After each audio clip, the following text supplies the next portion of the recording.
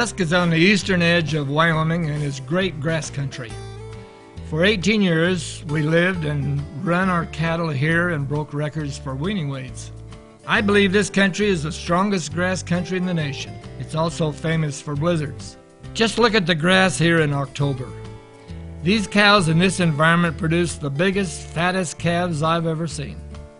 One of the best cowboys I've ever met lives 200 miles west at Shoshone.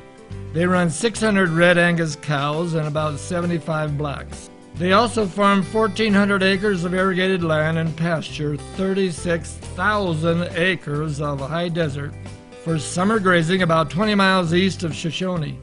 I called Bob Pingetzer and asked him if he'd like to run my cows for me, and he said yes. I was elated. When we dumped High Prime out here, he looked around and said, "Where's all the fences?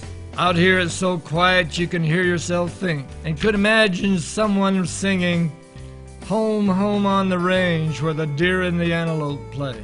That trophy antelope you're looking at here is what we call Wyoming fast food. 617 and her bull calf you're looking at is a full brother to Daryl Rathcamp's bull he bought at Midland last year. About 10 a.m., everybody heads out for the watering hole. It's about a mile or more and about 100 degrees. This segment will show High Prime's condition after breeding 60 cows and the excellent condition of the cows and calves. The calves come off the range here about October 1st and are not fat. They'll gain 5 pounds a day for the first 30 days and then start the official gain test. Long toes, hard-keeping cattle don't make it out here in this country. It was amazing to me to see firsthand just how well these cattle performed in this severe environment.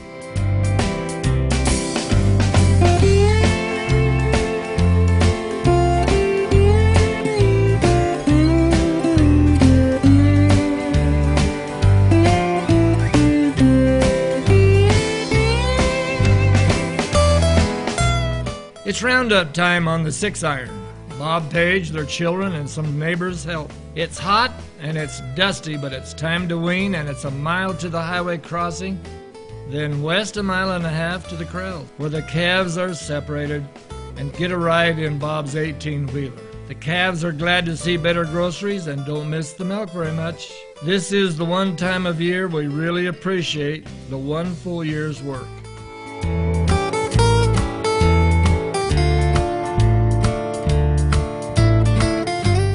I was especially surprised to see how good the calves were on the 2-year-old heifers. Again, I was amazed to see how well my genetics performed on the high desert. It's Bob and his wife Paige atop their favorite horses that are an important part of their operation. Off in the distance across the highway, you can see part of his 600 red Angus cattle in thousands of acres of high desert wasteland. A close-up of one of his red bulls tells you that these red cattle have what it takes to survive in this environment. Isn't it amazing how good these cows look? Years and years of selecting the ones that survive and do well out here will tell you why Bob's cattle do so well at the Midland test station.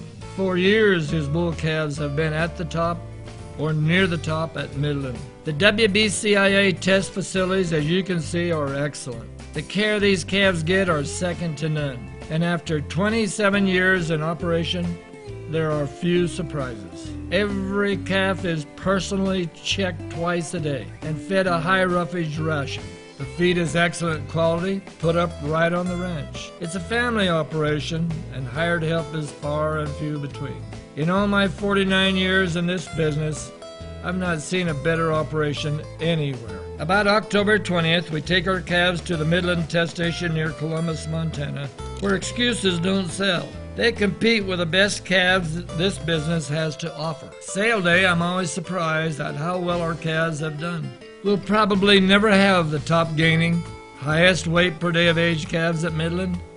Why? Because we don't select for it. We're selecting for balance, optimum balance. When you select for one extreme trait, you usually pay for it in another important trait. Our selection criteria is now and never will change. It's fault-free and efficient females that produce large ribeyes and prime marbling. Without the great carcass, you're going to give away a bundle of cash at sale time. Commercial breeders have asked for consistency, and the only way I know to create that is through line breeding. The proof is this. I am the only breeder in 50 years at Midland Test that tests sire-daughter matings. I sincerely hope you will watch and look at a real-world program that should help you pay more bills come weaning time.